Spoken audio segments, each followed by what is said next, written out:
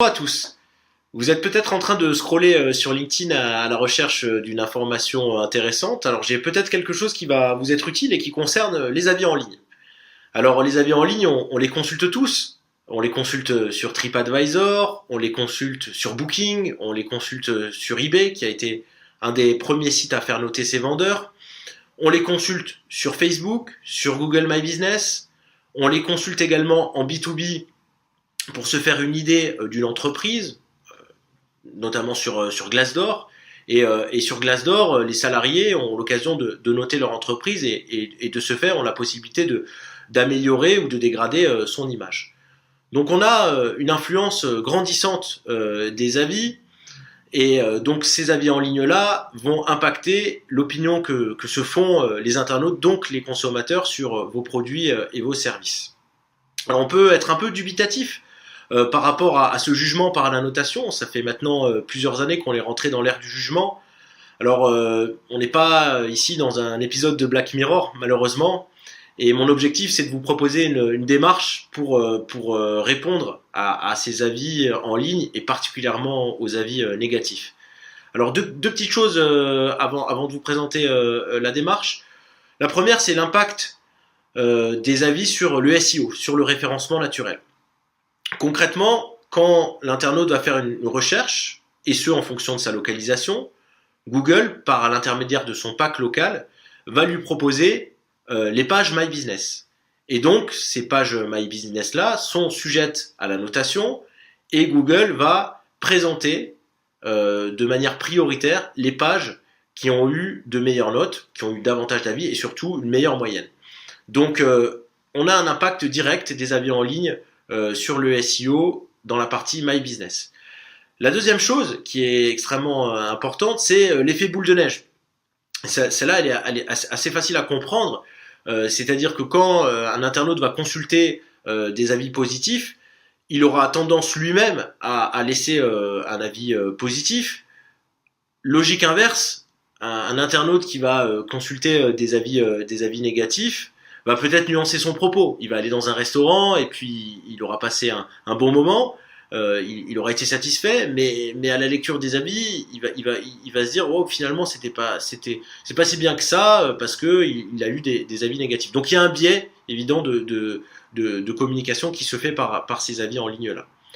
Donc pour parer à un avis négatif, voici une petite méthode qui va, je l'espère, vous aider. Ma démarche d'avis en ligne, elle va commencer par une recherche Google sur un restaurant, Léon de Bruxelles. Donc une enseigne qui compte plusieurs restaurants à travers la France. Je retrouve le Knowledge Graph sur la droite. Je vais retrouver le site web ici. Et puis le pack local de Google qu'on retrouve donc dans cette zone. Et dans cette zone, je vais aller trouver un restaurant, donc Léon de Bruxelles, Bastille.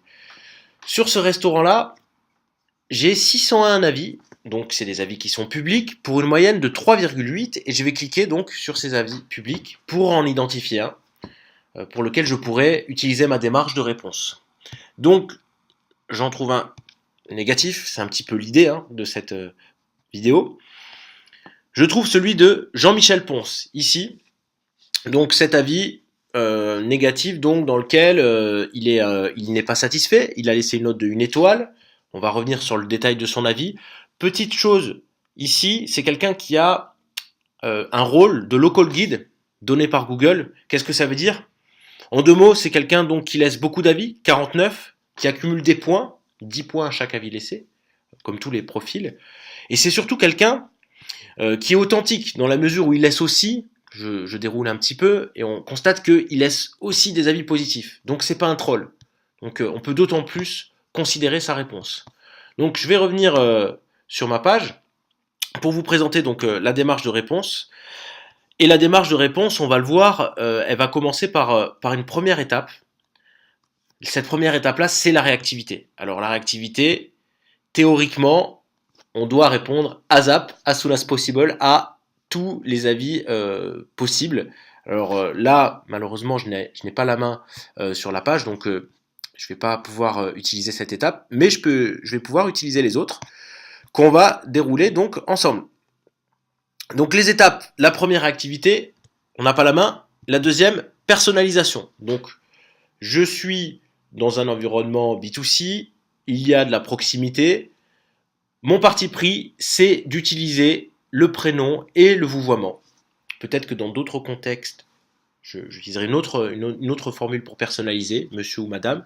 Mais là, j'utilise ici donc le prénom. Bonjour Jean-Michel. Étape numéro 3, les remerciements. Donc c'est quelqu'un qui laisse des avis, il a pris le temps de laisser un avis. Il n'est pas insultant, c'est un avis négatif, c'est de l'ordre de l'opinion. Donc on va le remercier d'avoir laissé un avis sur notre espace. Quatrième étape, très importante, les excuses. C'est un client, on sous-entend que c'est un client, en tous les cas, qu'il est venu dans le restaurant, donc on s'excuse, il est déçu, donc on va agrémenter cette étape d'excuse de 2 emojis pour illustrer le propos. Donc ça, vous pouvez vraiment le faire, ça adoucit un petit peu aussi le message. Et puis enfin, avant-dernière étape, très très importante, la clarification. Pourquoi ? Parce que son message est très très vague. Il en dit peu, il ne donne pas de date, pas d'heure, il semble insatisfait sur la qualité, sur la quantité, mais tout ça est flou. Et là, notre objectif, ça va être de lui demander davantage de détails. Quand est-ce qu'il est venu ? À quelle heure ? Qu'est-ce qui ne lui a pas convenu ? Objectif donc, essayer d'avoir le plus d'informations possible. Et enfin, je peux lui proposer de revenir dans le restaurant. Pourquoi pas, mais ça va dépendre de la politique interne, de se signaler, afin de peut-être en savoir un petit peu plus aussi sur les conditions qui lui ont fait laisser un avis négatif. Je peux terminer ma signature par quelques petits emojis ici, pour illustrer la signature, Léon de Bruxelles. Bon, là c'est un petit peu aussi difficile de trouver les emojis qui vont correspondre vraiment à l'enseigne. Ça, on est vraiment dans l'ordre du détail. En revanche, les autres, vous pouvez les utiliser dans votre réponse. Donc pour résumer ici, réactivité, personnalisation, remerciement, excuse, clarification et invitation. Donc c'est une démarche que vous pouvez utiliser pour répondre à vos avis en ligne.